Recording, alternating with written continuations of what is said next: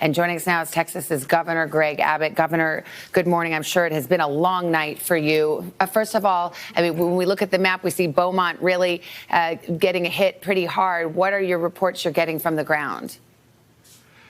Savannah, the reports right now are fairly good because the main thing is we have no reports of loss of life right now.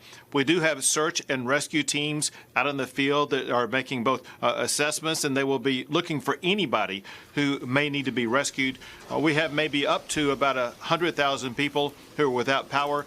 But Savannah, I got to tell you this, and that is if you look going north in East Texas, you see communities like Jasper and Center and Marshall, Texas, up on Interstate 20 that are still going through the ravages of the storm. Part of it is heavy wind, heavy rain, possible tornadoes, and so we are not yet out of the woods. I know you had worked hard to get folks to evacuate. Do you feel that most heeded the call? Are you worried about people that have decided to ride it out? Savannah, we had well over 5,000, maybe up to 10,000 people who did evacuate, especially around those regions where the hurricane came across shore, such as Beaumont, Port Arthur, and the Orange area. And I have no doubt that because of the evacuations that did take place, that reduced the loss of life. You said search and rescue, they were out and about, which actually is good. And I have to say I'm a little surprised by it because the thought was, boy, in this heart of the storm, we're not going to be able to come get you and come help you if you decide not to evacuate.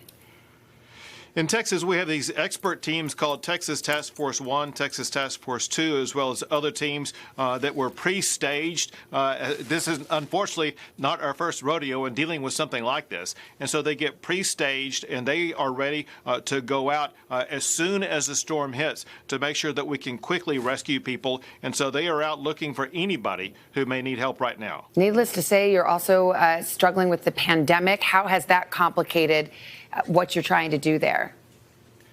Well, if you go back to last month, we actually had a hurricane last month that came across our southern shore around Corpus Christi and the Rio Grande Valley that both were hard hit at the time because of COVID-19. And I will tell you this, and that is in the weeks after that Hurricane Hannah came across the Texas shore, we saw a decline in COVID-19 because we worked so diligently to make sure that people understood it as they evacuated during the course of a hurricane. They also maintained those safe practices of wearing a mask, maintaining your distance, hand sanitizing. And so we hope for the same result here, where people will not be spreading COVID-19 during the course of a hurricane. Well, I so appreciate your time this morning. I know it's just difficult hours for our friends down in East Texas. So I want to thank you and send our love and prayers.